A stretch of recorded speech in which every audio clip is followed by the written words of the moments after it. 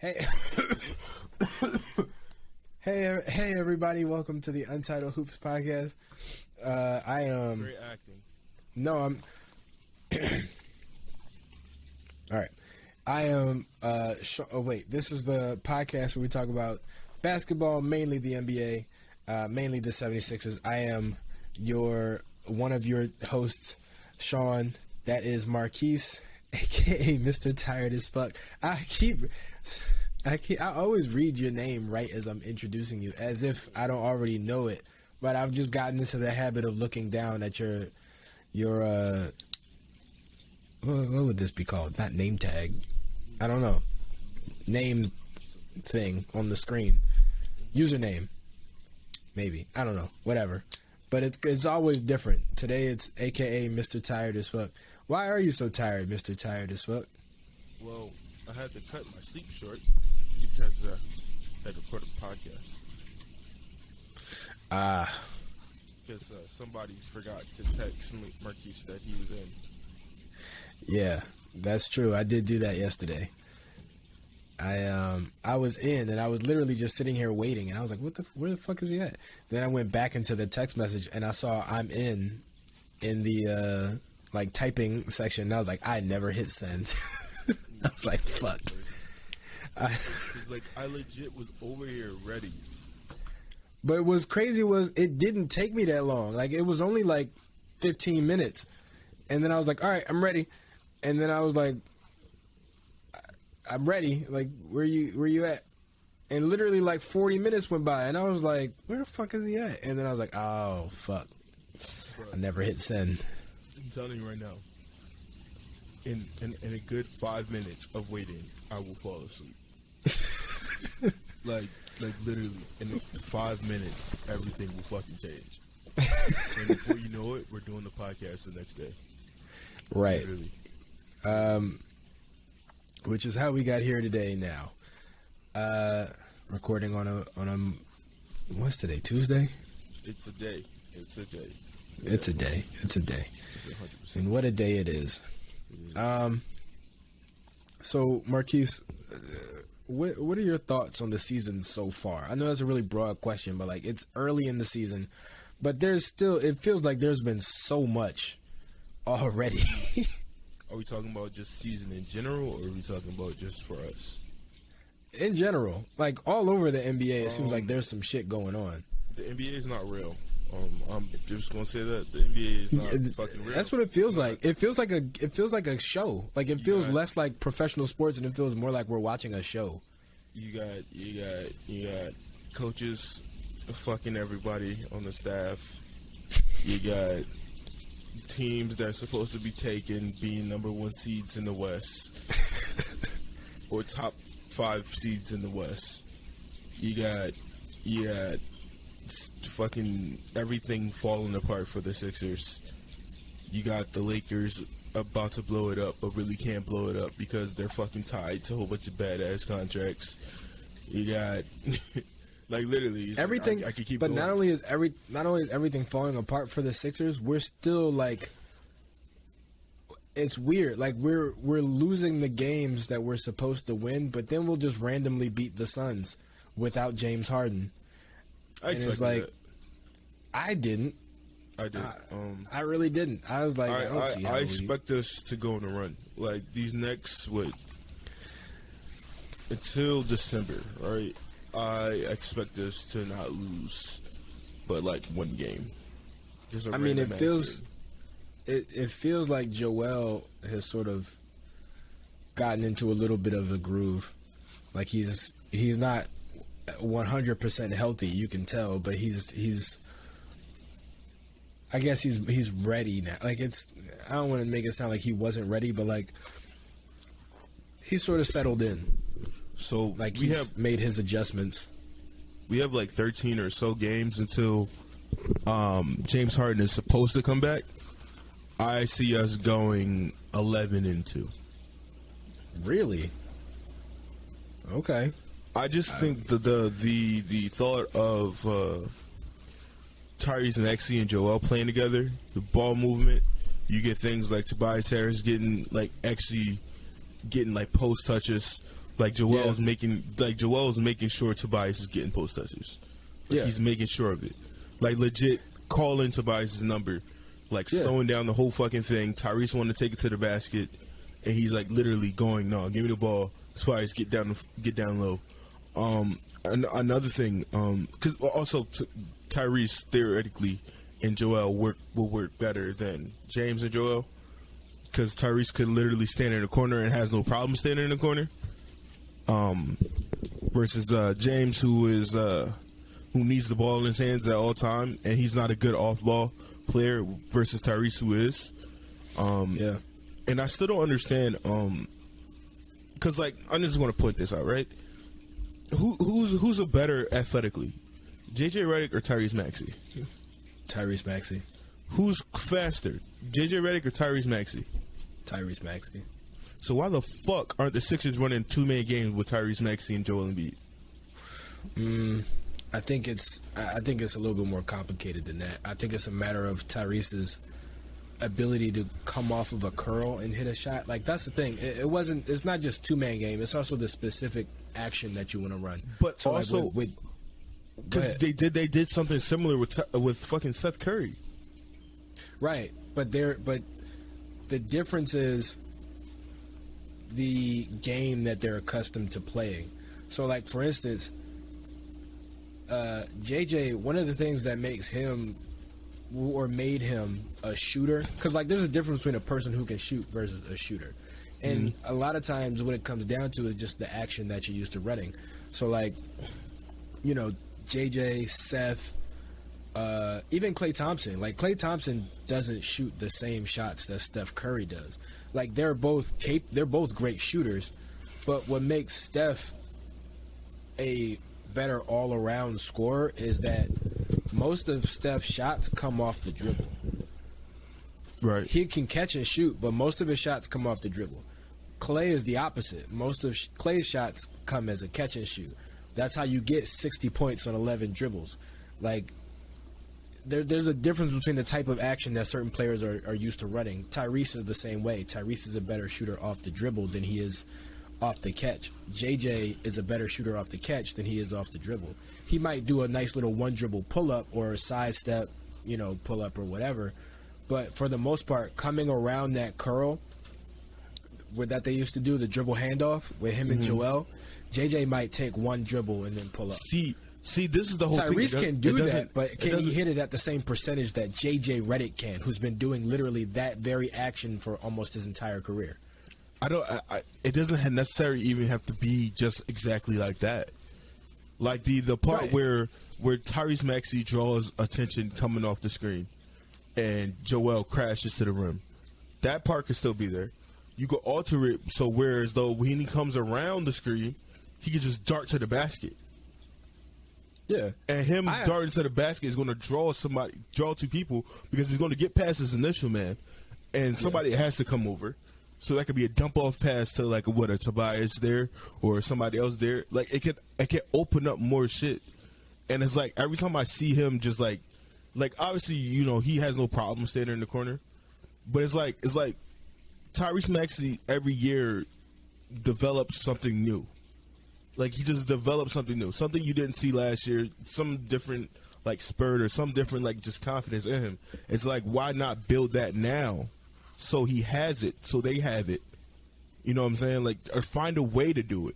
Like, they had fucking Ben Simmons and Joel Embiid running a fucking snug pick and roll. That was, like, did not make sense at all. But somehow, sometimes it worked. So there's, like, you can't tell me that you can't run some variation of it and it could be, like, dynamic. Like, I would rather Joel Embiid and Tyrese Maxey pick and roll versus a James Harden and Joel Embiid pick and roll because you know where the fuck the ball is going because James Harden can't beat his guy. I think the difference is one of the things that I like though thus far that we did see in the few games that James played is he's taking more mid-range shots, which I hate. I like it because he's not making James a lot. If James can't beat his guy, I would much rather him just pull up because he can hit that shot. Tyrese can hit that shot. Tyrese hits the mid-range floater and the little runner all the time. So I think that's a great shot for him as well. Something like when was the last time James Harden, other than this year, was shooting mid-range shots? No, it's been a long time. OKC. Yeah. So why not have Tyrese Maxey, who's better at it, be doing that? Well, because James is more of he's also more of a passing threat. So, like, with James, you really have to hug Joel. Even though James can't beat his man, you really can't leave Joel at all because James will find him. But this is the whole thing. Pass or a lob or whatever. Like, James is always a passing threat as well. If they're doing that, we both know that our offense is very fucking stagnant and nobody fucking moves. Right? Nobody on the perimeter moves around to find the ball. So why not have Tyrese Maxey do it? Whereas though James can be found, Tyrese Maxey is not a terrible playmaker. I mean, he's not the best. Like, by any means, he's not the best. But Tyrese Maxey, I just feel like James Harden people shadow James Harden, right? They shadow him. They stick close enough to him because they have to still respect him because he's still James Harden, right? Yeah. It's just in their mind he's still James Harden, even though they don't. They fucking fear Joel. You know what I mean? And I was talking about this at work. James Harden draws fake attention. It's fake attention. Yeah. And when Joel gets the fucking ball, all eyes are on Joel. One of the things, this might sound kind of crazy in like the modern day NBA, but I think that's part of the reason why I think it would work, especially considering our personnel. One of the things that I really love the Sixers to try, and roll with me on this, I would love to see them try and implement a triangle. I know the triangle is like more or less gone. Like, there are variations of it, but the last time we saw a really successful triangle offense was the Lakers with Shaq and Kobe. And the reason why it worked, I should say, is because they had Shaq.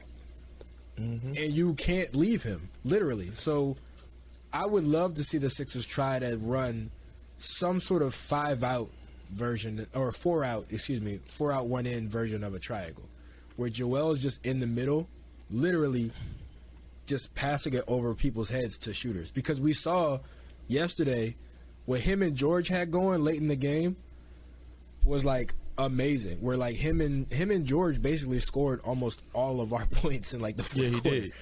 But I'm gonna let you finish having that. A 4-out, 1-in sort of version of a triangle where guys don't have to necessarily move a whole lot, but they can just do really quick, sharp passes around the perimeter and sort of in and out of the paint and sort of like ping pong it in and out of the paint, and guys just trying to move. Maybe not, you don't have to cut like super hard or whatever, but just like move a little bit, but constantly. Just reposition yourself. Stand, ball moves, you reposition yourself, you stand there, ball moves again, like same thing, until you eventually get like the shot that you want.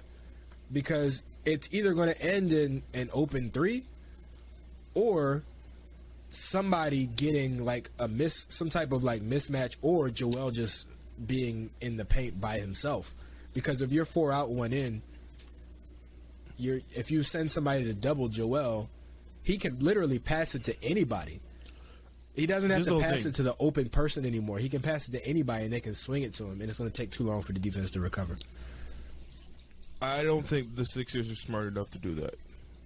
I don't think so either. But I'm just saying that's what I would try. I would try it. Sean, we can't even get a simple fucking post pass to Joel.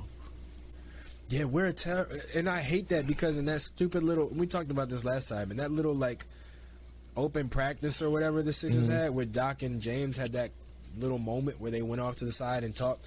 Doc acknowledged that they weren't a great post passing team, and yet somehow they did not fix it in that moment or in the time since then. They just fucking overthink it all the time. They overthink it. It's like, bro, when he flashes, give that man the ball. Like, because like when you pump fake the pass, you giving the player, the help defender, time to get back into play. Because now they know where you're going. They know exactly where you're going, and it's like it's hard to the play is for Joel. Like literally, now the play is for Joel, and you could pass it around, have him repost on the other side of the court, but it's like we know it's going to Joel, so the double team is already about to okay, I'm gonna go there, I'm gonna go here, because everybody knows Joel never gets doubled from the same place.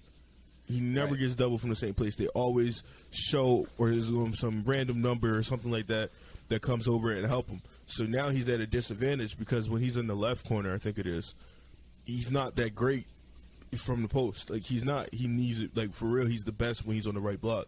So it's like now he has to switch over to a side where he's not that dominant on, because you couldn't fucking get him the ball simply in the fucking where he wanted to get it. Yeah. I mean, it's weird. I think the best option, and I think this partially comes down to coaching, but like a lot of times, what a lot of people, like, you see it when you watch it, but like when a player has to actually call for when a player is in the post and he has to actually turn around and call for the ball, that's when it's the easiest to push him out. Yeah. So like in that amount of time where Joe literally has to like stop, turn around, put his hand up, like in that amount of time is when he's getting like pushed out of the paint and he's losing that position. Really, you want to work it like a quarterback and a receiver. You want to throw the ball where he's going to be, not where he's at. So like you should know, okay, Joel's down there now. Let me run. Don't jog. Let me run, push the ball, get as close as I can to him, and get him the ball before the guy that's guarding him has time to really like dig in, get a good like base, and start pushing him out of the paint. Because it's not even about like the rest of the defense. If you can get Joel the ball before the guy guarding him is ready, he can get up a shot before anybody even gets a chance to come double him. But wasn't that the whole original part of him, like on the free throw thing, where he's down the court? One is to stop transition, and then two was for them to fucking pass him the ball before anybody fucking gets down there. Right, and then you have to foul him. And then they never fucking do it. No. Like, Brett Brown did it for a little bit, where they literally had Ben Simmons throw him down the fucking ball on a fast break, and it's literally him, to a point where there was two people in the backcourt. They had a guard and they had a center back there with him, because they didn't want him to get the ball. It's like, why are we going away from that? And then when that would happen, that's when Ben would turn on, and he would start being the fast break, the sort of one-man fast break. And that's exactly what Tyrese could do. It all comes out to Doc not using the players right. He's just not. Right. He's just not. And it's weird because you have a lot, part of the thing about talent, like real talent, is that you have guys who are capable of doing multiple things. Yeah. Right? And instead of just like saying, hey, we're going to take this amount of time to get you to do this. Instead of doing that, like just making it really simple, like, hey, this is what we want to do. We just want to get Joel the ball as soon as possible so he can make a move.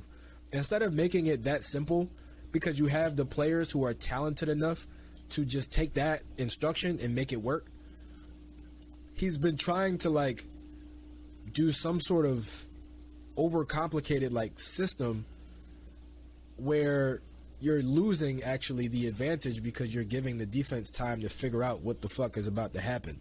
Right. When it's like, really, we could be one of the fastest teams in the league. I don't think we'll ever be the fastest team in the league. We could be. Because it doesn't matter. It doesn't have to be foot speed. It could literally just be how fast the ball moves. Like pace, a lot of people, when they hear pace, they think running. They think like getting up and down the floor. And sure, that's important. But how many times did we see fast breaks where Ben didn't actually run the floor? He just threw the ball. So this is the whole thing. This is the whole thing.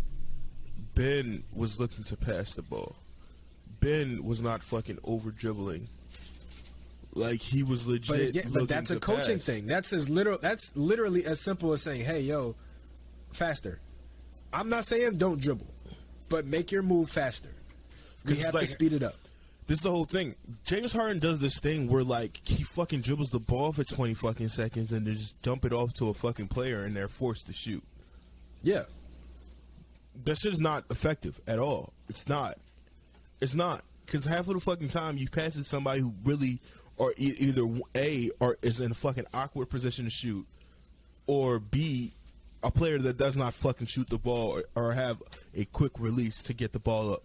So it's like, it's a double-edged sword. I'm not saying we don't need James by any means.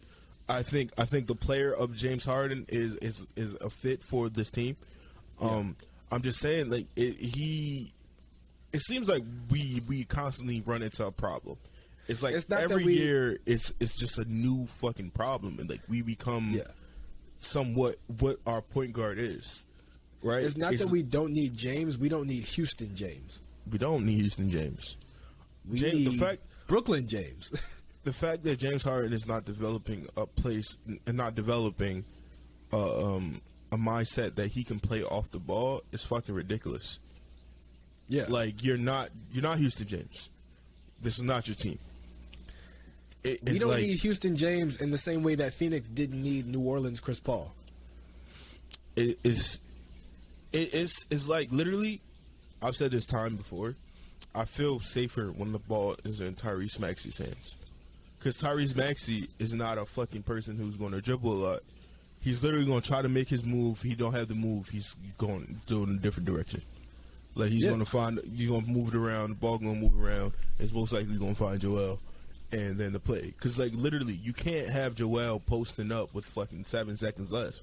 Seconds left, because he has no fucking like real time to get a move off, to do something, and he's limited. And on top of that, because they're going to bring the double, so he has 7 seconds. Let's say he has 7 seconds.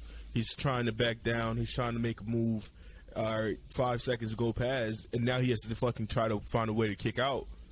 When it's like, damn, dog, why you didn't give him to it before? You know what I mean? And because like theoretically, every fucking play is for Joel. Yeah. Every play, every time down the court can be for Joel. And it irritates me, but I do think we're gonna go on a run. I think like I said 13 years, and I 12-1 or like 11-2 or something like that. 11-2, yeah. 11-2, and I think we're gonna lose to teams that we probably should not have lost to. Like I feel like Milwaukee.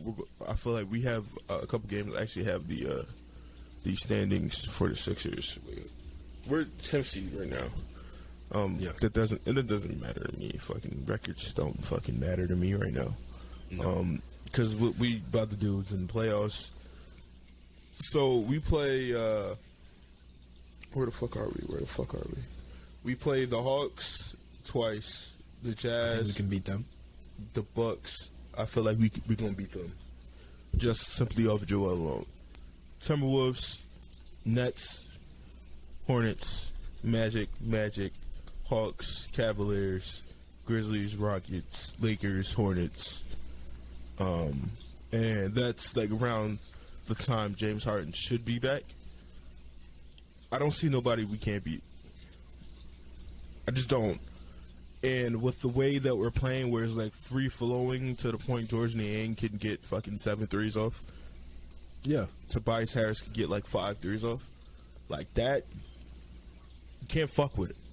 Because if Tobias Harris is going from 3, Tobias Harris is going from the post, fucking George Niang is feeling it, I don't expect Tyrese Maxey. Because like Tyrese Maxey wasn't missing, like when James Harden's on the court, James Harden's having a good game and Tyrese Maxey is missing, it's because Tyrese Maxey doesn't have the ball in his hands and he can't create for himself. Mm-hmm. These shots that he was missing today with Joel was just good shots that he just missed. Yeah. Good layups that he just fucking missed. Stuff like that. So I don't expect him to score, 11 points I think he had? I don't expect him to have too many of those games. I mean, he's still averaging like 23 games. So, like, it's all correctable things that I don't see happening often. And there's like, who the fuck in this, we're going down to like around the fifth James Harden should be back, and that's when we play the Rockets. none of these teams, unless you want to go with the Grizzlies, have a player that's going to go 1-1 with Joel. Unless you want to give, I mean, Brook Lopez has looked great this year in terms of like defensive impact, but like until you get to like the Grizzlies, when Joel have to go 1-on-1 with Steven Adams, who's like going to give him just not trouble in terms of scoring, but just trouble in terms of positioning and like making him tired and shit like that. Yeah. No other person, because they don't fucking use Giannis to guard Joel. They use Brook Lopez, so it's like. And, I know Joel, once he starts feeling it, Brook Lopez is not even there to him. So, I'm really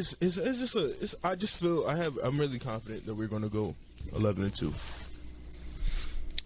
I'm confident. I don't know if I'm 11-2 confident. I think I'm 11-2 confident. Just for the simple fact that it's literally how I feel about this is when Ben Simmons was out and you got all these players who are going to buy in. Yeah. You got, I think Tyrese Maxey is Tyrese Maxey from last year. Yeah. I think D'Anthony Melton replaces Seth Curry in the way. He's a better Seth Curry. Who, because Seth Curry can create for himself to some degree. D'Anthony Melton can create to himself for some degree. Tobias Harris is, of course, Tobias Harris from last year. Because I think D'Anthony Melton would most likely move into the starting lineup. Because I think he was in the starting lineup today. I think he should. I think so. So, what is it? Tyrese, D'Anthony, Tobias, PJ, is there. PJ shooting 44% from three. Yep. I just don't like that he does not shoot more threes a game. Yeah. Because I think the problem is this is the first time PJ's been on a team with a center. Like, this is the first time that PJ's been on a team where if the center isn't in the paint, nobody's in the paint. Yeah. Like, for the most part, when he was on the Bucks, like, if Brook Lopez wasn't in the paint, which he wasn't a lot, he was shooting threes, Giannis was there. Yeah. In Miami, like, Bam, Jimmy, all like cutting to the rim and like, making plays at the rim. But this is the first time where, like, if Joel's not in the paint, there's literally nobody there to get that rebound. Yeah, it's not. So like, PJ is like, he's still a great defender, but he's one of those dirty work guys. So his instincts say, well, somebody should at least try to get the board. So like, if Joel's not in the paint and nobody else is, he's like, all right, well, if they're running a high pick and roll, somebody has to be down there, because if the shot misses, we obviously would want the ball back. So he does try to get a lot of boards, and it's helpful, I guess, but at the same time, in an ideal world, PJ Tucker is not your interior presence. This is another reason I would say Sixers are 11-2 ready. Tyrese Maxey is shooting 7 threes a game and is shooting 42% from three, right? Mm-hmm. Add on to that, where we at right here, George Niang is shooting 5 threes a game and they're shooting 50%. Go down. Tobias Harris, who a lot of people have been shitting on, is doing exactly what the fuck we need Tobias Harris to do. If Tobias Harris was making $10 million a year, $15 million a year, he would be literally the best value player in the NBA. But this is the whole thing. We can't go by if. Like, I know, but I'm saying, like, it's different. It's different from saying a guy can't play versus saying a guy is making too much money. I get it. He's making too much money. But if we traded, we've already talked about this. If we traded Tobias Harris, we would immediately start looking for a power forward like Tobias Harris. Yes. Literally, it's like we gave him the money because we have no fucking choice. Like, you needed a third guy, and hypothetically, even going into that next season, Tobias Harris was playing like an all-star. Yeah. Like, he was playing like an all-star. So it's like, you can't really go, okay, we gave him the money. It happened. I mean, we can't keep going the if, because if my parents were both white, I'll be white. Like, I can't keep going the if route. And then on top of that, Tobias Harris is shooting the most threes of his career. With, what's that, 5, let me see, let me go down to it. He's shooting, oh shit, where the fuck? 5.7. 5.7 threes a game. He's shooting 44%. Yeah. You can't fucking ask more of that. Like, you can't. For a There's person really, to be demoted to the fourth option. Outside of PJ Tucker, who's on our team, and I don't know, maybe Paul George, there's really not that many power forwards who are capable of scoring specifically from distance, but are also capable of playing relatively good defense on other power forwards and small forwards, like multiple guard, being able to guard multiple positions while still being versatile enough to go and get his own shot or to just be a catch and shoot player. There's really not, like, that's the thing. People don't realize there's really not that many of those guys out there. Like, and the ones that are on teams locked up, like, for a while. Like, Paul George is not going anywhere. Pascal Siakam is not going anywhere. Like, there's really not that many of those guys out there. Like, there's not that many Tobias Harrises out there.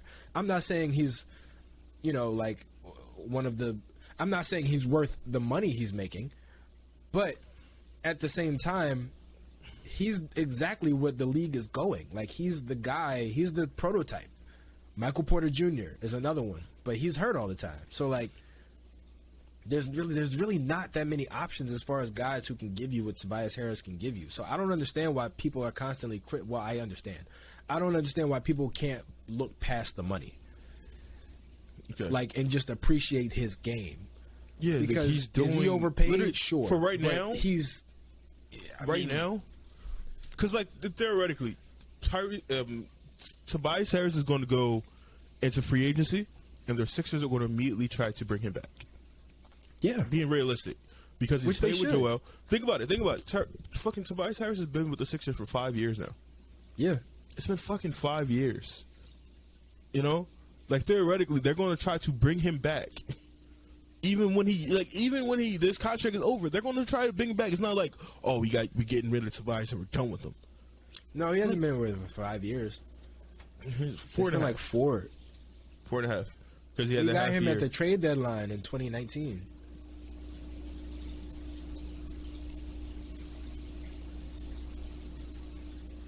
Yeah. It is. Or the 2019. Well, yeah, we got him in 2019. He's played 4 full seasons with the Sixers. Yeah, 4.5 years. What? How? 4.5 years. He literally got here in 2019. That doesn't make any sense. You got him. I'm saying 4.5 seasons. Because he got here half of 18-19, and he's played 4 seasons. I mean, including this year. You're including this year? Yeah, because he's on the team. But it hasn't even been half a season. Wait, hold on. There's the only full seasons he's played are 2019, 2020, 2020, 2021, 2021, 2022. That's 3. And then now this season, which just started, we're like 10 games in. And then half of 2019. So that should be 3.5. I don't think they're trading Tobias Harris. I just don't see it now. Because he's literally doing... Like, I can see if Tobias was shooting fucking 36% from fucking 3. Which isn't terrible either. Right. Like, there's not necessarily what you would want, though. No. He's shooting exactly what you need him to do. Mm-hmm. He's playmaking exactly the same. And he's literally the 4th option now. And he went from averaging, 17 points to 15? That's your 4th option. Yeah. Where he dropped down 2 points and now is shooting better. At a higher clip, doing what he wants you to do. Money is whatever. The money is whatever when your guy that you have down there is doing exactly what the fuck you want him to do. Yeah. So it's like he's going to be overpaid until his contract is over. We got to just get that out that brain. But like he's doing exactly. Like, I can't go. Tobias Harris is not fucking doing what he's supposed to do. Like I can't say that. And if I'm being honest, going forward, I don't think Tobias expects another max deal. No. Like I think he fought hard for the one that expect that shit. I think he fought hard for the one that he got, and now I think he knows if the Sixers don't offer him the max, if they offer him $15 million a year, he's going to take it. I doubt it. You won't. Tobias Harris in today's NBA is a $20 million plus player. Like Tobias Harris, if the Sixers, think about it, if we're as successful as we are, he's been here for five years now, whatever, and they offer him $5 million less than the biggest offer that he gets, I don't think he takes $5 million as like, all right, well, I'm leaving. Like, I think this is still one of the best chances that he has to win if Joel's still here, if James is still here, and Tyrese is still here. I think he still thinks this is one of the best chances I have to win. And it's only $5 million after I've been overpaid for 5 years. So, like, right. I don't think he takes $5 million to heart in that way. Like, are you going to uproot your whole life and move to another team, probably with not as good a chance to win, for $5 million after you've been making what many people would argue is like $11 million more than what you should have been making for 5 years? Next year, Tobias Harris will be making $40 million. Right. Like, bro, we gave you the deal. Like, come on now. Currently, Joel Embiid is getting paid $33 million. Yeah. James Harden is getting paid $33 million. Tobias Harris is getting paid $37 million. Yep. Right now. That's fucking crazy. And especially after James does what more. After James does what he does to try and help the team, I can't see Tobias Harris, because he doesn't seem like that kind of guy who's like that money hungry. I can't see him being like, no, I want the maximum amount that I can get. Fuck the team. Like, I can't see Tobias doing that. So like, and also, if he makes that much money and then gives us a discount on his next deal, this deal bothers me a lot less. Because, like, also think of it like this. Tobias Harris is 30. By the end of his next year, he'll be, 31, 32? So he will still be in that range for if you give him another, let's say you give him 4 years, 100, right? Something like that. Yeah. They re-up, give him 4 years, 100. He's going to be 36. Yeah. Whereas, like, at the end of his career, you know, Tobias Harris, I think, was it Tobias Harris who said he wanted to retire at 6 years? Or was it? That was JJ Redick. That was JJ Redick. That was JJ Redick who said he wanted to retire at 6 years, and they immediately didn't bring him back. I'm gonna say, when nigga come back, we need you now. I like, after hearing JJ Redick talk about how he does not do anything basketball related anymore, it's like, but shooting though, that shooting is the last thing to leave you. All he gotta do is get in game shape, and I think that shot will start falling against him. He'll still be a trash defender. He can't. He will be worse now. Yeah, he'll be worse defender, and I don't think he will be able to come off ball screens like that because he literally fucked up his Achilles. So, I mean, yeah, you're probably right, but at the same time, he'll just be a stationary shooter. Who's he out there with? Because I don't think you run the two-man game with Joel and JJ anymore. I think you probably use JJ. You probably use JJ, and it's Doc Rivers. He'll probably use JJ the same way he used him in the Clippers, which isn't dribble handoffs. It's like, which is stupid because then you immediately seen JJ value when he came to the Sixers. But immediately saw it. Yeah, that's true. That's true. But at the same time, he still had value even with the Clippers. Like, and that's my whole thing. I mean, obviously, it's been fucking, 4 or 5, maybe even 7 years, 6 years since the fucking Clippers were together fully. Yeah. Blake Griffin is a better playmaker than Joel Embiid. Why the fuck weren't they running that? No, Blake Griffin's a better playmaker than Joel Embiid. Is Blake Griffin a better playmaker than Joel Embiid? Yes. Okay. I don't know. I don't remember enough off the top of my head about prime Blake Griffin. prime Blake Griffin was only reason he didn't have the ball in his hand was fucking because Chris Paul. When Chris Paul got injured in that playoff series, we got to see Blake Griffin unlocked. When he was fucking triple doubles, throwing fucking lobs to DJ, doing all this shit, like we got to see Blake Griffin fully unlocked because in Oklahoma he was fucking a point center, bro. But that's the thing though, like it's different being a point center in college versus the NBA. I mean, but he did it in the NBA. And on top of that, Joel and Blake Griffin physically are two very different players. But if you're a better playmaker, you're a better playmaker. No, I know, no. They are, but I think that's more so. I think that's more so based on position than skill set, if that makes sense. Like I've seen Joel make some amazing passes. I've seen Joel set up his teammates to get the ball. Like I've seen Joel make plays. The only reason why he doesn't do it is because of literally his role on the team and his position. Like we've seen Joel play point center. The only reason he doesn't do it more often is because that's not the best way to use him. All right. I mean, obviously Joel can make like plays, but I just say Blake Griffin was a better playmaker. But we just saw him do it more often, though. Wouldn't you say, like, because of him being a power forward playing with DeAndre Jordan? He was on a team with Chris Paul. But you're talking about when Chris Paul went out.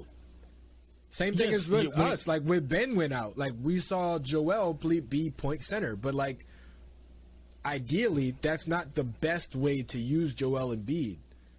But we then saw when Blake got to Detroit where I personally believe Blake Griffin was better than the fucking Clippers Blake Griffin.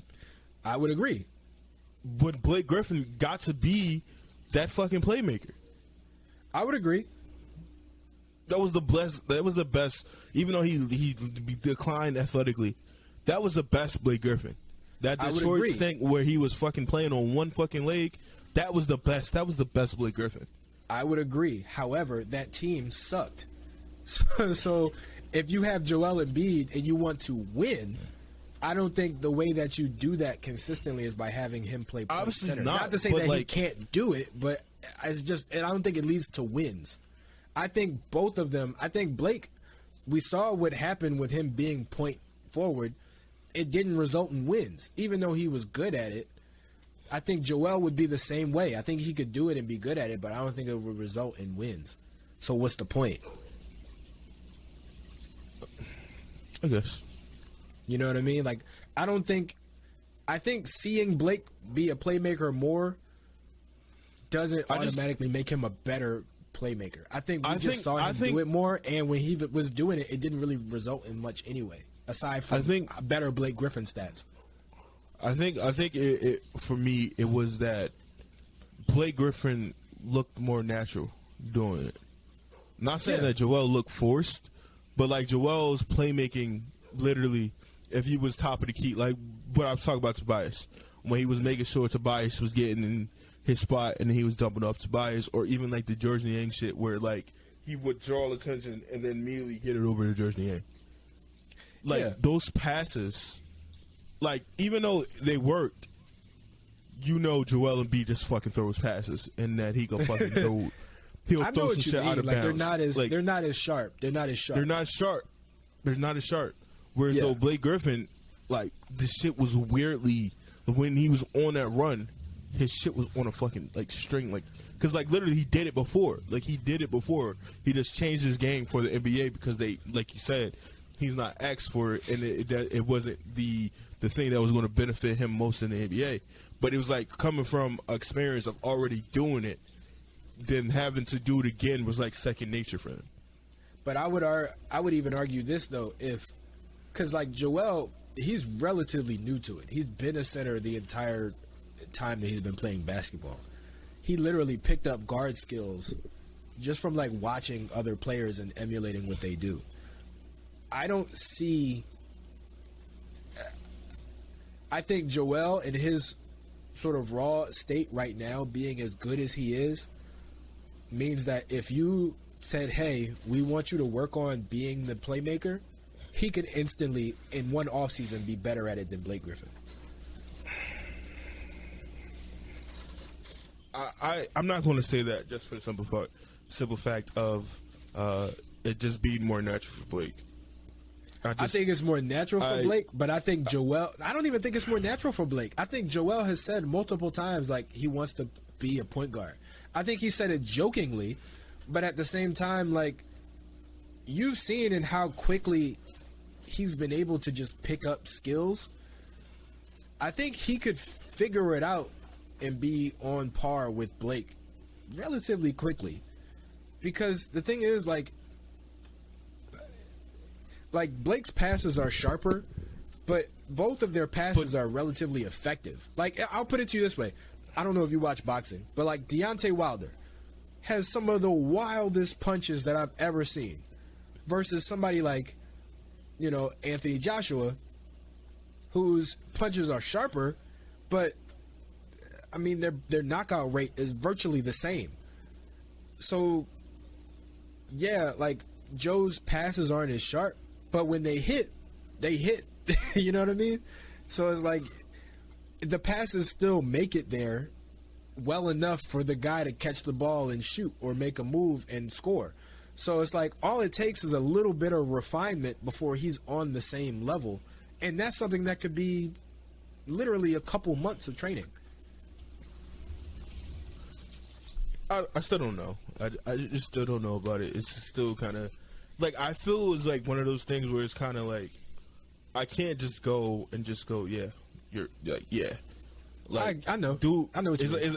It's like I, not necessarily I would have to see it, but kind of I would have to see it. I would like to see it. I not even necessarily would like to see it because I don't really.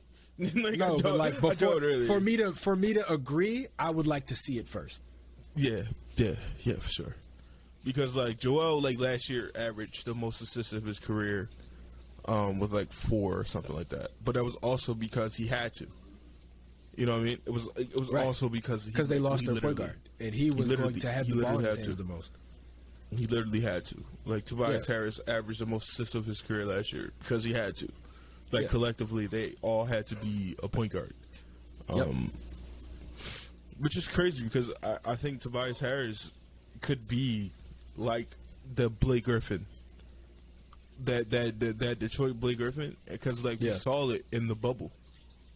The problem is like we have too much. I'm not even going to say we have too much talent. I think the problem is our team is too versatile. We have like a lot of shit. Like we it's like ideally it's like building a toolbox. Like ideally you're like, all right, I have one hammer, I have one screwdriver, I have one wrench, I have like all this stuff, and it's like based on the job I can make an adjustment. I can go and grab this tool, and now it's this tool's time. We basically are coming with like a bunch of Swiss Army knives, and it's like it's like at any moment all these different things could do multiple things, but it's like, bro, sometimes all you need is a hammer. I think sometimes I just need you to be a hammer. I don't need you to be a Swiss Army knife. I'll be completely honest. I think the Sixers are more suited for the playoffs. They're not a regular season team. They're very fucking slow pace. That's literally the playoffs. Everything is half court with the Sixers. Slow paced and adjustments. Game to game adjustments. Yeah, that's literally what they are. And but I think in the regular season, you rarely play a team 2 times in a row. So like, I mean, well, this year, yes, you do play a team 2 times in a row. No, this year, yes, because the NBA is trying to limit traveling. So you would play like the Hawks. We're playing the Hawks twice. Yeah.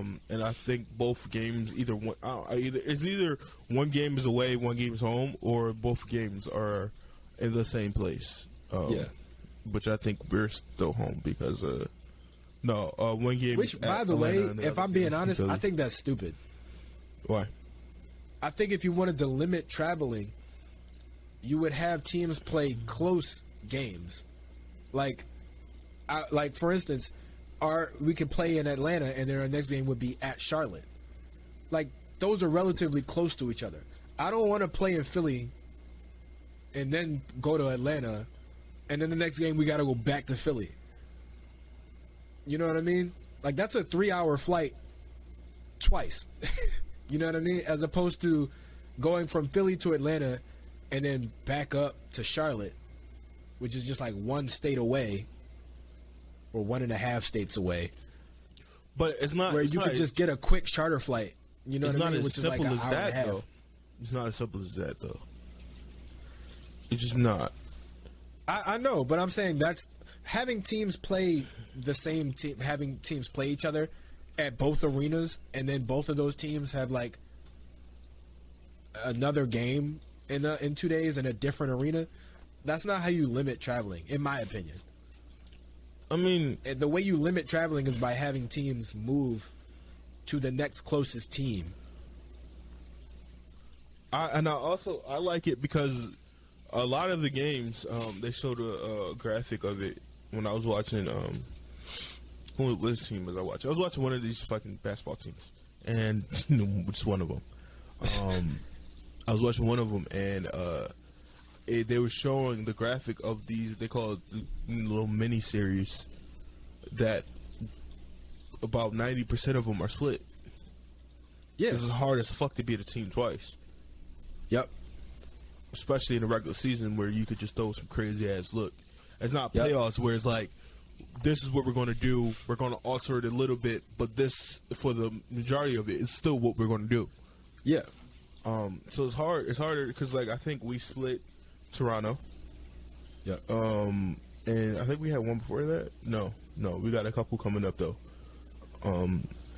So it's going to be weird because around December, late December, early January, we're going to go on that fucking West Coast trip where it's going to be like 2 weeks of on the road. So it's going to be cool. It's whatever. In my opinion, that's a better option to limit travel. You literally do like tours. You have a team go on a tour where they'll go and do like the opposite conference and literally just go in a row. Boston or Toronto, Boston, New York, Philly. Or Toronto, Boston, New York, Brooklyn, Philly, DC, Charlotte, Atlanta, Miami, Orlando, Miami. And then go back home and play 2 weeks of home games. Like, that's how you limit travel. I don't understand why Phoenix is not playing Dario. They played him against us. A little. He played like 3 minutes. Yeah, a little. It's like, why not play him? Like, I don't ever understood. I think the reason why is the same reason why Doc doesn't want to play Matisse. It's because of the deficiencies in the other side of the ball.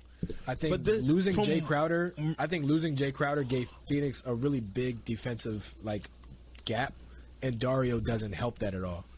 But this is the whole thing. From what I remember, Dario, when he was with the Sixers, wasn't a big defensive liability. If anything, he was more of a fucking. But at the same time, we had Joel and Ben Simmons. But he was a sneaky good defender. But Dario was never at any point guarding the best player on the team. Dario was like how Tobias was when he first got here. Where he tried enough to be effective. And then some nights he would be legit a good defender. Like he was average, but he had nights where he either, depending on the competition, was a lesser defender or he was a plus defender.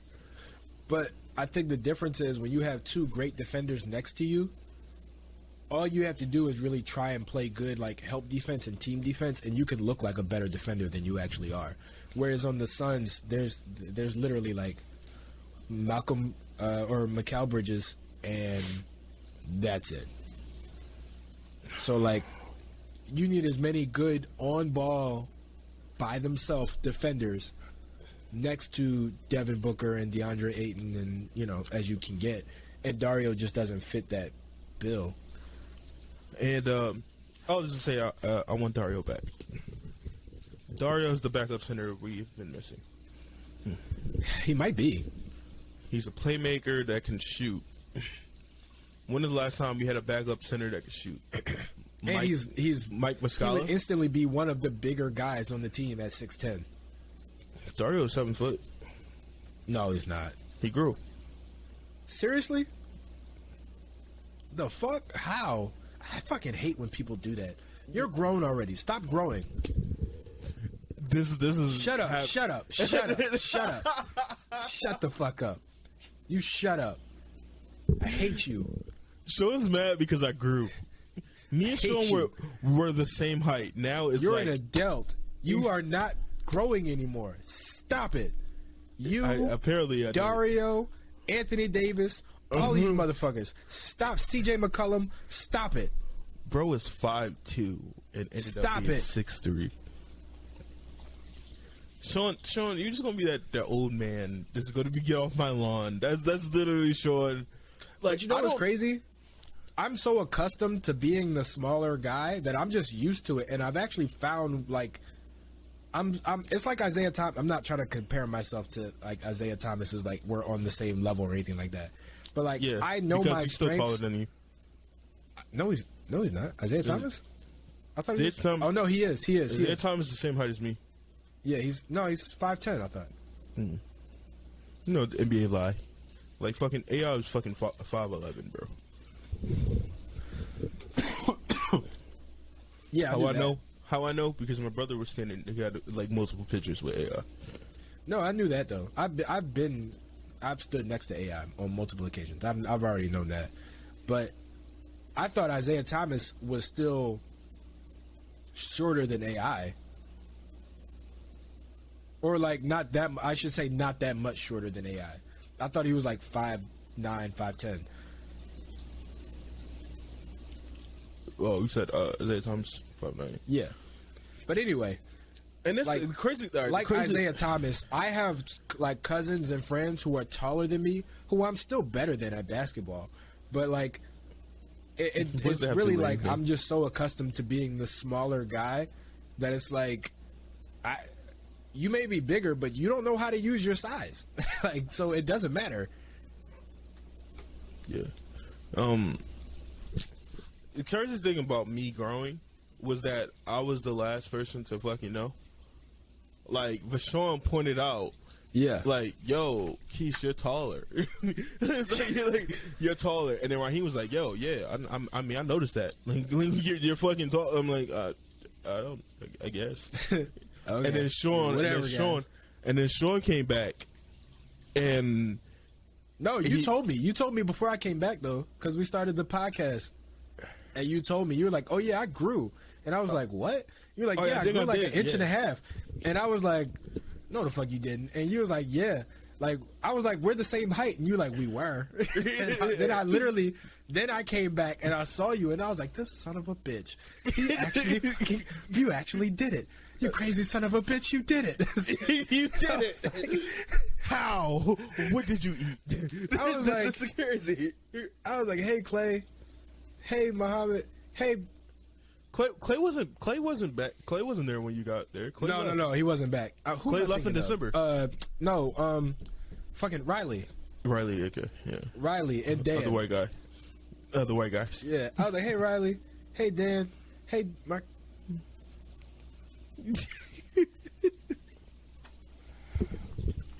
No. I don't like it. I don't like it. No. Put it back. Put it back down. Put it back down. Yeah, I just fucking grew. Sure, how tall are you? What, 5'8", 5'7"? I'm 5'8", yeah. Okay. What the fuck was that? you said it like you were lying. Like you said it. Yeah, I'm 5'8". Yeah. No, I'm sick. I'm fucking sniffling. My nose was running because I was laughing. And I grew. I'm 5'8". He's like, He's like, I got measured. You're like, yeah, you are, you little bitch. And what is it? Like, I think it's 175 or like one. It was like 175, but and it was like in the middle part. What the fuck is 175? Oh, you talking about centimeters? Yeah. What the fuck? I was in the middle. What are you doing? No, 5'10". No, this is wrong. This is wrong. What is it? This is wrong. I'm about 5'7". I said 5'10". I read this wrong. I read this wrong. Okay. 175 is equal to 58.9. So Sean, I'm 5'9". I'm 5'9" exactly, dude. Yeah. So you're like an inch taller than me. But yeah, I definitely noticed it. Like it's a noticeable inch. Yeah, it is. Boy. Yep. That's what she said. No. That's what she said. Centimeter defeaters. Yeah. Centimeter defeaters. Terrible. All right. Sean, you want to tell your gas story? No, I did that already on a different podcast. I'm not doing it here. Anyway. Tell your gas story. What was I about to say? Oh, fuck. What were we talking about? Oh, I wanted to say... Go ahead. What were you about to say? Never mind. Go ahead. Keep going. I wanted to say something about the Lakers really quick. Because they won a game. And then I think they won a second game. Both of those wins, I think Russell Westbrook came off the bench. Russell Westbrook looks like he's a six-man-a-year candidate out of fucking nowhere. So, here's my thing. But do you have to win to be a six-man Lakers... candidate? What'd you say? Do you have to win to be a six-man-a-year candidate? Or is it just like you just got to be the best six-man? That's is it kind of like, you have to win. Like the MVP, where it's like you're not going to win it? You know what I mean? If you're averaging 50 and your team is not winning. I think you have to win. Because if you're coming off the bench and your team is trash, but you're good, it's not really like an accomplishment for you. It's more so a criticism to your coach. Because it's like, why the fuck is he on the bench? What the fuck happened to oh, never mind. Yeah, these last couple games, these last 3 games that they lost, not Westbrook's fault. Right. Oh, okay. One of them is probably Westbrook's fault. But when you come off the bench and then you have 7 turnovers. Russell Westbrook off the bench looks like the Russell Westbrook of old. Like, at least a little bit more. But a lot of people have been pointing out the fact that, like, oh, it's because he's coming off the bench. I don't necessarily think that's the case. I think it's more so the players around him. I think when Russell Westbrook is allowed to be the focal point of the offense, he's capable of doing a whole lot more. But when you kind of, like, pigeonhole him into being, like, a secondary or third option, he's just very, very terrible at it. So, like, I think it's weird because, like, I know Russ complained about it last year about him not being really the point guard. And I think this has shown that, like, when Russ is actually the point guard and has the ball in his hands, that's when you get the best version of him. So, my question is, why does he have to come off the bench for that? Hey, Sean, you want to guess where we rank in rebounding? The Sixers? Mm-hmm. Well, can you answer my question first? Go ahead. Say the question again. Why does Russell Westbrook have to come off the bench in order to play point guard? Because LeBron's a point guard, and Russell Westbrook doesn't play. But LeBron's not even great at it, though. LeBron averages less turnovers, sure, but is he a better point guard than Russell Westbrook? Really? Yes. I don't know about that. For the fact that he doesn't average more turnovers than he does. Yeah, but at the same time, he also doesn't he still average less assists? No, than Russell Westbrook. Bron once led the league in the fucking assists once he became a point guard. I know, but does he now? Does he lead the team in assists now? I don't know. I don't watch that shit show of a team. I already have a shit show in my life. I have to fucking watch them too. LeBron's averaging 7 assists this year. Russell Westbrook is averaging 6 assists. So 1. Yep. LeBron averages 1 more assist per game. But could that? I mean, but also LeBron is yes. He has okay, LeBron's averaging 1 more assist per game. How many more minutes is LeBron playing per game? I don't even know. Like, answering all these questions, man. If LeBron wasn't on the team and you had Russell Westbrook and Anthony Davis, and Russ was playing equal minutes to what LeBron is, how much worse would the team actually be? Very. Really? Very. Because we just saw Russ in Washington, and they look better than the Lakers do now. Well, Russ had players that can shoot. True. All right. What you're gonna do? I guess I'm asking the wrong question. If the team wasn't built around a guy like LeBron, and instead was built around a guy like Russ. This team has not been built around LeBron. Let's be honest with you. It's really not. It's not. It's not been built around a guy like LeBron. It's just built poorly, period. But if you had Russ, I put it to you this way: if you had Russ, Anthony Davis, and shooters, right? Mm-hmm. Would that team be better than the team now? Are we talking this year's Russ? Yes.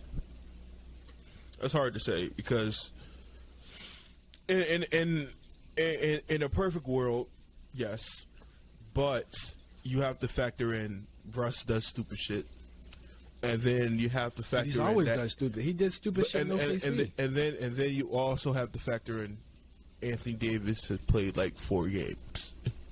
Yeah. So but I guess, half of the time it would just been Russ out there. The way that I kind of rationalize it in my head is that, like, to me, the Lakers and the Sixers are in a very similar situation where you have, number one, some injury troubles, but number two is like you have extremely talented players that simply you're not like having them. You're having them do too much. None of them really have a job, if that makes sense. Like when Russ comes off the bench, his job is to be the point guard. When he's playing with LeBron, he has no job whatsoever. When LeBron is the point guard, he kind of has a job, but at the same time, LeBron, in his head, he has to do everything. So he never sticks to just one job. Anthony Davis could have one job, but it's probably not the job he wants, which is to just be a good defender and catch lobs. Like, I don't want even Anthony Davis jumping. Right.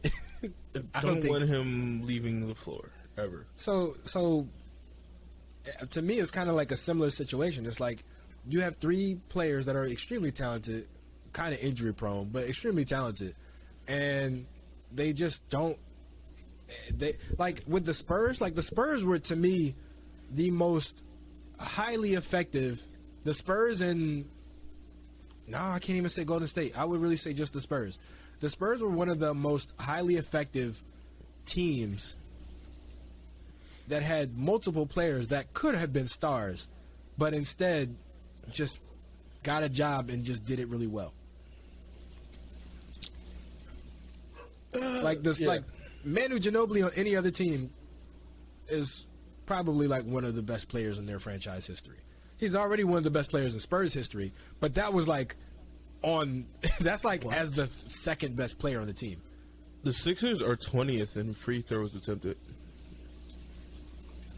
Terrible. This is what I'm saying. They always complain about Joel fucking foul beating, but there's literally 19 teams that average more free throws than us. Yep. And Joel isn't even shooting as many free throws as he did last year. Not at all. Sixers. He's still getting like 30-point games. We average 108 points a game.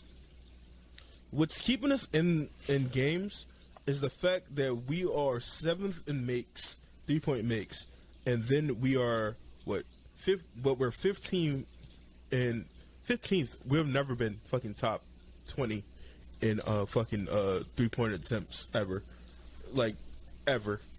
And then on top of that, we're 4th in 3-point percentage. It's just crazy. Like we finally even when we had shooters, we weren't top 20 in 3-point attempts. What really made it work was that we just had the shooters, and the threat of them shooting was enough to get Joel and Ben and those guys going. But they weren't taking a whole lot of shots. Like JJ Redick, even his like height with the Sixers, was still only taking like 10 shots a game. Yeah, if that. But he was making those bitches though. But he was making them, right? But that was literally our 3-point offense. Like was JJ making open shots? Our defense turns around. and our fucking we got to rebound better. We got to rebound better. Like that. We had Andre Drummond, and we still were in the bottom half of the league rebounding. Like literally, we are the 4th best team in turnovers, meaning that we don't turn the ball over like that. Yep. We are with top 10 in steals. I think we're top 10 in blocks. Or we're top 20 in blocks. Like, we have a lot of great stats. It's just the rebounding shit where we don't get second chance opportunities at all. Yeah. It's rare. And only time we get second chance opportunities is either fucking Joel once in a while or PJ Tucker. Yeah. That's think it. If it's not I think PJ the Tucker best hustling, we ain't getting that shit. I think the best option we have is just to have PJ and Tobias crash. And the craziest thing, and then the next thing, we don't even foul a lot. Well, we do foul. No, we foul a lot, but like in comparison to like we're literally we're in the back end of fouls. Look, we're the 5th best team in foul. We foul, but we do it to bail out. Like we foul when a guy is like gotten packed, because like we have so many defensive breakdowns that the foul is literally like just try to keep him from getting a shot up. It's like it's the last ditch. Like I don't want to say good fouls because there's not really a good foul. But it's like when you got a guy on a fast break, when you got a guy on a fast break and you just wrap him up, like just don't let him even get a shot off. Don't flagrant foul him. Just wrap him up. Like that's a good foul. You'll live with that. Like we have a lot of those. But at the same time, you don't want to do that too much because that means you're having a lot of defensive breakdowns. Sixers never had a good transition defense. They never had it. Their transition defense, Sean, was take fouls. Yep. Like Seth Curry was the king of that shit. Yeah. Where he would just foul you so you didn't get the transition. Now you can't do that shit.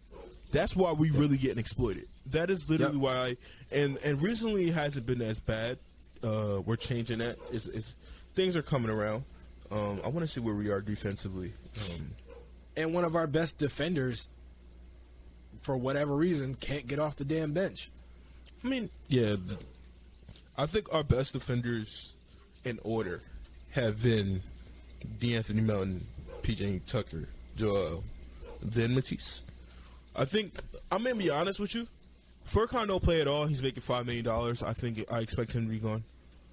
I didn't, like me personally, you said that he possibly would still be on the team coming into this year. I felt like there was no fucking way. And if he did, he wouldn't touch the floor. And he has not touched the floor.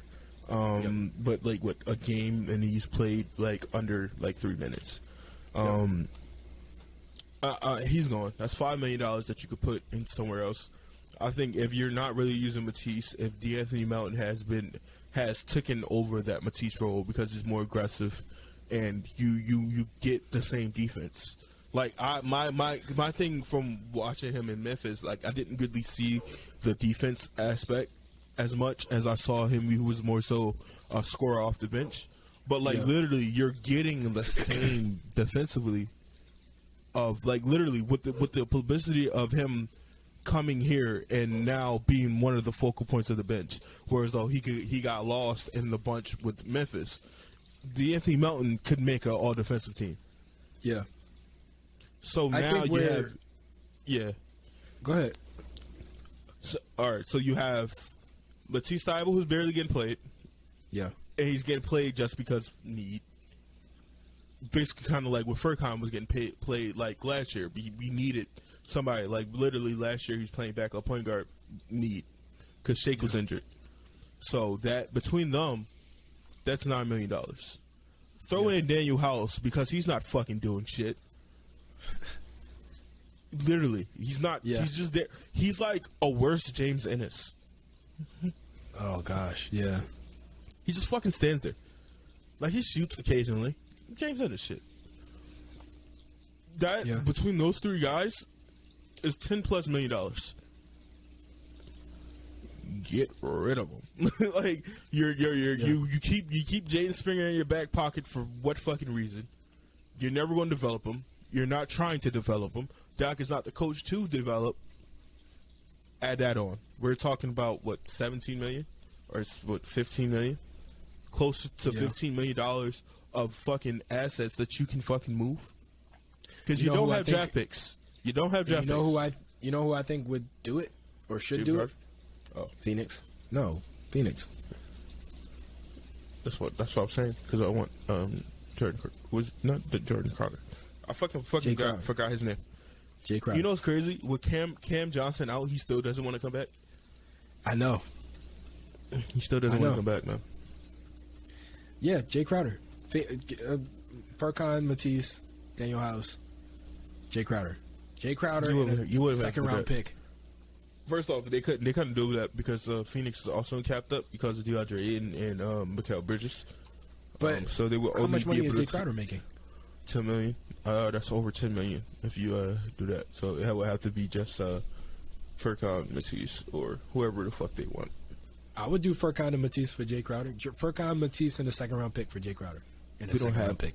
That's the only second round pick we got. I think the Sixers are going to. No, we would be exchanging second round picks. I don't think we could do that because the one second round pick that we have is not even ours. So? Can't exchange a pick that's already exchanged. Like we get that pick, we have that pick protected. In terms of like, if we don't get it, if it falls from X A to B, it's this team. If it falls from this to this, it's this team. If it falls from this to this, it's that team. We can't trade that. You can't trade that again. Oh, you can't trade. I thought you could. I thought that happened all the time, actually. Or maybe that's just first round picks I'm thinking of. Can't trade it again. Interesting. Well, it doesn't have to be any picks involved. It could just be them two for Jay Crowder. Honestly, I don't even think they want to trade the pick because their pick is literally their only access of adding a player and not having to getting a player of need without having to fight for them. Yeah, and normally in that second guaranteed player. Yeah, a guaranteed player. Second round, literally, because we have that pick where it's Atlanta, Charlotte, Brooklyn, that pick, that second round pick, and they got this pick unprotected, but a lot of our picks are protected. A lot of them, all the picks that we send out are protected, except for next year's pick. This current season pick for Brooklyn.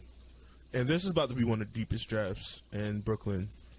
They're probably going to need that because their team is exploding fast. Yeah. It's exploding fast. Did you see that meme? Where it was the mom yelling at her kid in the backseat, and the mom was like, "Why can't you just be normal?" And the kid just screams. And somebody said it's KD and Kyrie. Yeah. You know what's crazy? KD... I feel bad for KD. I feel bad. Bro, I'm gonna tell you something. I feel bad for him, man. I'm gonna tell you something right now. Oh yeah, I don't think there's ever been a better match in terms of not just game, but also personality than KD and Joel Embiid. Bro, I just want to play basketball. They both just want to play basketball. They both just want to win. They're both normal as fuck. They're both kind of funny. They both seem like they would get along, but they also have that similar, Joel wants somebody to go at him. Jimmy. That was why he loved Jimmy so much. And JJ. Joel likes when people are willing to, kind of get in his face. He respects that. And he respects when he can do it to somebody else and they won't get too, bent out of shape about it. Because, that might not be Kevin Durant. That's why he loved JJ. JJ would get on his case. Yeah. JJ was one of those quiet fucking leaders where he's off the court is mostly where he's off this court, and then practices was where he was his best. Right. Shit. Because JJ, the difference is Jimmy will literally yell at you. JJ will come over hey man, shoot the fucking ball. just like that. TJ was like that, but he was more of a motivator. Bro, he was an on court coach. Yeah. Yeah, exactly. Like, those are the best type of players to have around Joel Embiid. I think as far as the storylines, as far as like just literally just wanting to win, just wanting to play basketball, but having issues with teammates, like not even issues with teammates, but having issues where your teammates are like doing dumb shit, that I don't think that description fits anybody better than KD and Joel. Jay Crowder. I just realized that Jay Crowder trade would not work. No, why not? Because he's literally not trying to play with Phoenix because he's not going to be a starter. With the hustle plays that PJ Tucker plays here, nobody's fucking with PJ Tucker's spot. That's true. Nobody. But at the same time, you get traded and then what? You gonna sit out again? Like, come on, bro. It's like, I mean, not even necessarily that. It's just the simple fact, if you know he wants to be a starter, why even trade for him? Because I think it's not even just that he wants to be a starter. I think that he thinks he should be starting over Cam Johnson. That's different. Now, if you were to ask him, hey, you think you should be starting over PJ Tucker, defending champion? You think you should be starting over Tobias Harris? Because those are the two people who would be playing the positions that you could play. So if you can show me in practice that you should be starting over one of them, then sure. But like I could, because somebody in Jay Crowder's position, having gone through what he's gone through, I can understand not wanting to start behind like somebody as young and kind of like inexperienced as Cam Johnson. Even though Cam Johnson's really good, Cam Johnson's not been that young. Young to the league, he is. He's only been in the league for like four years. And Cam Johnson's like 27. Well, he came out of college, after a while, but he's only been in the NBA like 4 years. He doesn't have the experience that Jay Crowder has. Not at all. No, not at all. No. But PJ and Tobias, they definitely do. I think Jay Crowder would bitch less about coming off the bench behind PJ or Jay Crowder than he would Cam Johnson. I just feel like it's one of those things where like you're not even going to try because it's like you don't want any. I feel like with going through the Ben Simmons shit, the Sixers would stay fuck away from that shit just because we don't want that shit no more. Like everybody in the locker room seems to care for each other. Everybody's playing together, even when the fucking times aren't good. They are seen together. They're doing, keeping each other in the high spirits. You don't want that. When he specifically has a thing in his mind where he wants, and you cannot give that to him, I feel like you kind of stay away from it. Fair point. Now, Hardaway Jr. on the other way. Wouldn't it be crazy if we traded like? Wouldn't it be crazy if we traded like Furkan and Daniel House and got Danny Green back? I would not be opposed to that. I wouldn't either. I would not be opposed to that. I would not be opposed to that because he's most likely not going to play. I mean, but he's not. He's not going to play anytime soon. I mean, with a 37-year-old Danny Green, bro, I don't think he's playing this year. And then he said he's shooting for the All-Star break. He said that last year, and Danny Green has yet to even appear on the fucking Memphis Grizzlies bench. So I don't. Well, he's working. He's rehabbing. He's rehabbing. Dude is fucking working for SportsCenter right now. He's already in his second career. He's already in his second career, bro. Like, he literally does not give a fuck. Like, I'm just looking around, bro. I thought this was going to be a good year for the Kings, man. I thought this was going to be a good year for the Kings. They're better than the Lakers, aren't they? Nope. What? I thought they were above the Lakers in the standings. No. They aren't. I don't think so. Wait. I'm looking at the trade. No, they are. They are, right? Yeah, I'm looking at the trade machine rankings, and they update late too. Yeah. So the Lakers like 2-8, and I think the Kings are like 3-6 or something like that. Something like that. Some odd. Oh, there's another thing that fucking annoyed me.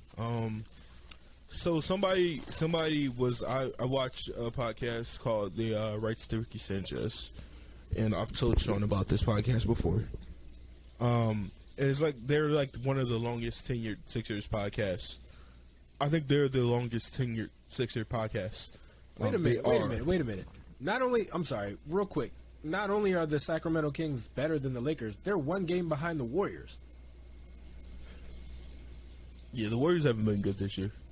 Right. So it's like... The NBA is crazy. The NBA is crazy. It's crazy. But I feel like as the season goes on, everybody will form. I don't think anybody who we don't expect... Like, I don't think the fucking Warriors miss the playoffs. Like, they're not... You know what I mean? Like, I don't expect that. Like, when the Sixers started off 0-3, although it was, like, discouraging to see, you do go, well, we're not a regular season team. What we do in the regular season does not fucking matter to us. What we want to do is going to be playoff based. I was going to say something. Oh, I was watching that, and like one person wrote into them, and said that we gotta face it, that our best chance of winning the championship is finding a third star and trading Tyrese Maxey. What? Yeah, sounds so fucking stupid, right? Sounded so fucking stupid, and it made me think. If we are Tobias, wait, what? Tyrese, he just had 40. What? Wait a minute. Right. He is the third star. Shit. What are you talking about? Right, and you don't have to pay him. Like, literally, this is his third year. You don't have to pay him for 2 more years. You literally don't have to pay him for 2 more years. And it got me thinking. If trading Tyrese Maxey is our only option, blow it up. Thank you. Blow it up. Just fucking blow it up. Because at that point, we failed. At that point, it's a fucking failure. Yeah. Blow it up. I would rather have a person who we think is going to be a superstar in this league, or not, if not a superstar, a second guy to a superstar. Yeah. He's already showing that shit now. Bro, if we really felt like we had to get rid of Tyrese Maxey in order to win, because think about it, if we do that, we win 1 year, maybe. Yeah. Maybe.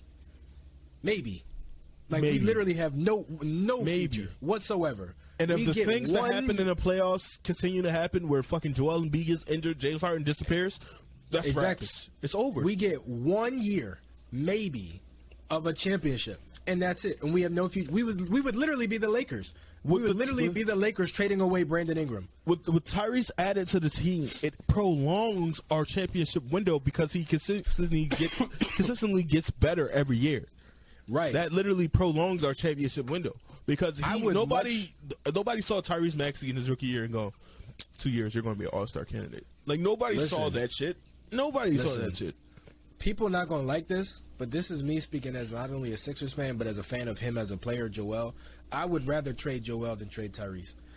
I'm just being honest with you. It's not because I don't like Joel Embiid. It's not because I don't think Joel Embiid can be a best player on a championship team. It's literally just because if we trade Tyrese with the situation that we are in now, we are literally sacrificing the next 6 or 7 years of the Sixers as a franchise for possibly a better shot at one championship. Sean. Only one championship. I don't think the process would be worth that. I don't think the process is worth one championship and then another 5, 6, or 7 years of mediocrity. I don't think it's worth that. I would much rather trade Joel to Miami, let him go and play with Bam, play with Jimmy. I'm trading him to a place with picks. Right. Well, yeah. Boston has picks. I would never fucking trade Joel to Boston. I don't think Joel would even fucking welcome that. Why not? Because he fucking hates Boston. He doesn't like Boston as a player. If he was to be traded there, I don't think he still feels that way. Why would we do that to ourselves? Listen, Joel was a Boston fan before he came here. Let's not forget that. No. Like, Joel Embiid was a Lakers fan before he got here. No, he was a Kobe fan. He was not a Lakers fan. No. Yes. No. He said it multiple times. His favorite player was Kobe Bryant, but he liked Boston. Somebody's texting me, and my phone is all the way over there. I would much rather trade Joel Embiid for picks or a player.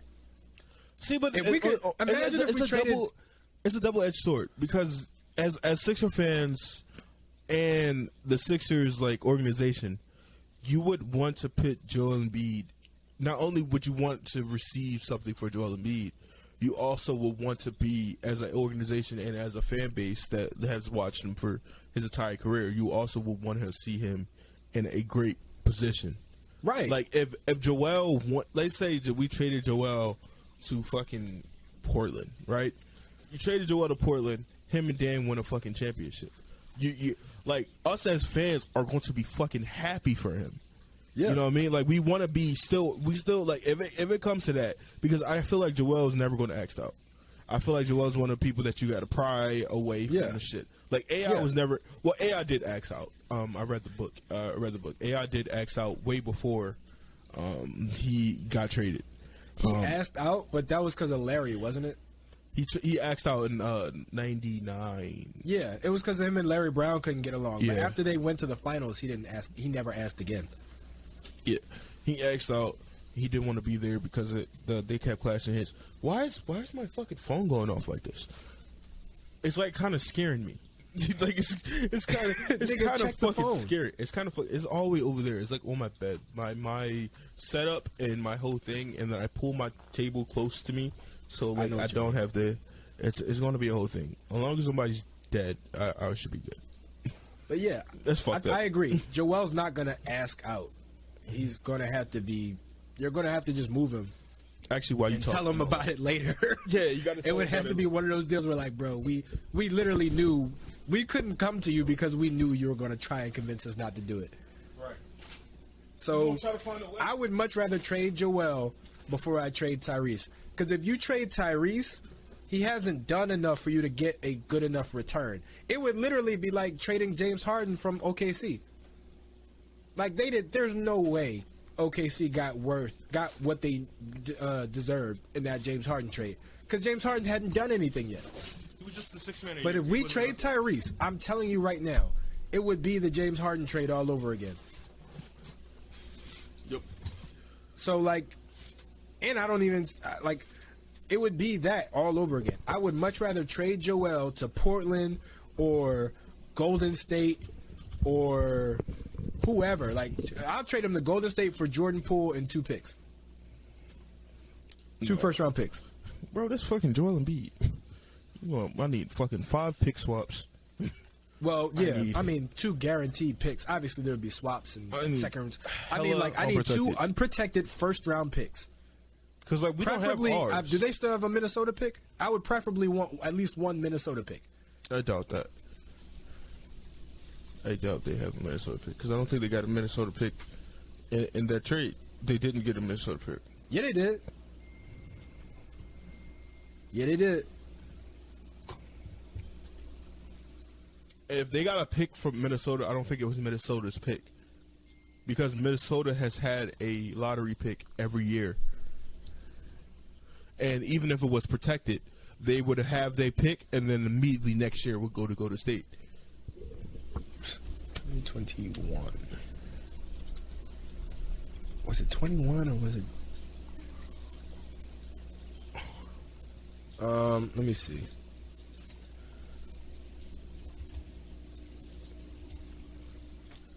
Because, like, if they did have a pick, it was early. Yeah, they got Jonathan Kuminga with it. 7th pick from Minnesota. Okay. Now, I don't know if they have any more, though. I think that... Because that was 21. That was it, yeah. They probably got it protected. No, they did. They had more than one, but one of them was protected for the first pick, and then Minnesota got the first pick, and they got, I think, Anthony Edwards. Yeah. Well... Yep. The yuppers. Yeah, this is it kind of I don't know what the fuck I'm saying, bro. I'm sorry to shit. But yeah, if you're gonna trade Tyrese Maxey, it's time to blow it up. Golden State, Portland, Dallas. Does Dallas have picks? Nice. I can't remember. That'd be nice. Dallas does have picks. Yeah, like no, they don't. They traded majority of picks in that Kristaps trade.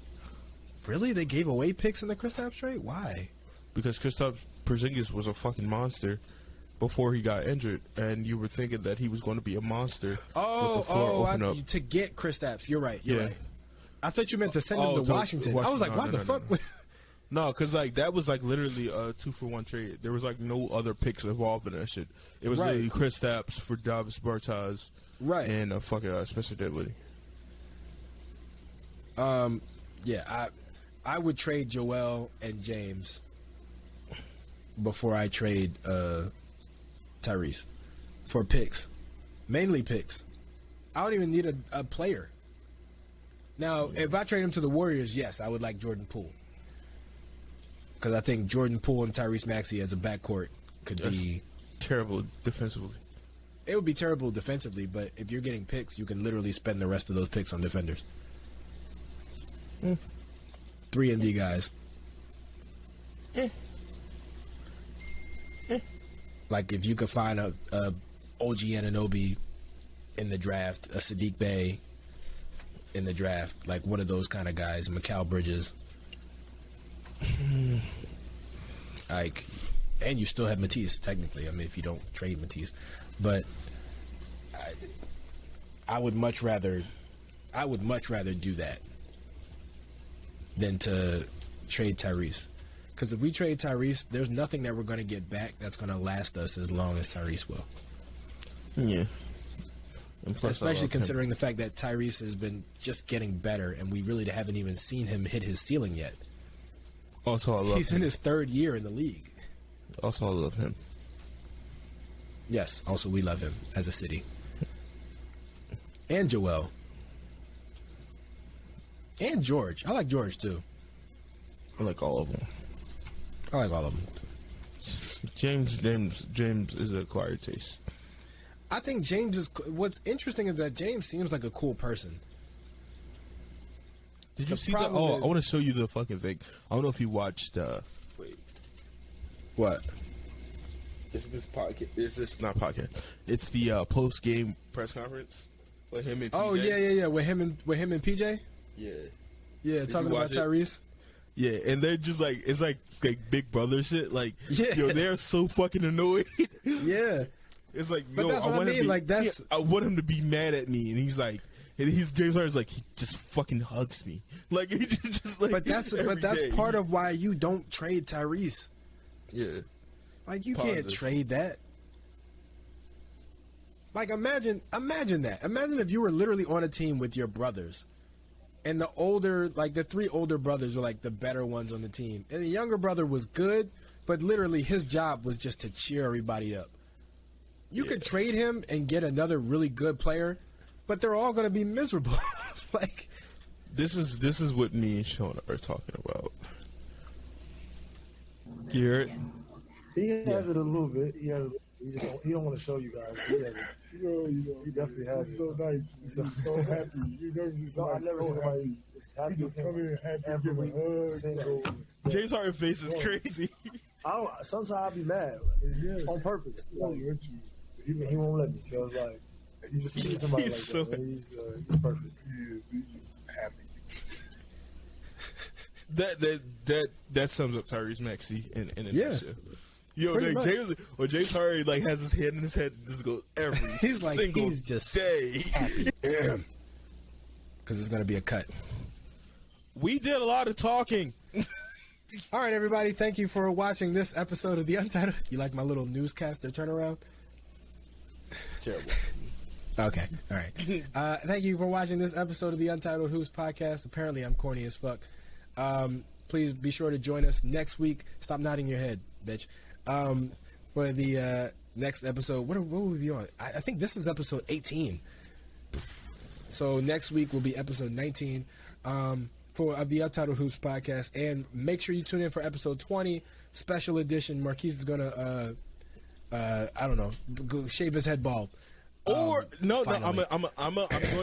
going to, give out a lot of, because I've been working like with the a lot of community centers, and I've been giving back a lot, and I give a lot of my semen out, and I donate to a lot of banks, a lot of sperm banks. This has been. I told you guys, Untitled Hoops Podcast. I'll see you. Number 5053. That's me. See you next time. D1 athletes. We should do a giveaway. I just had an idea. You'll hear about this next time. Bye, bitches.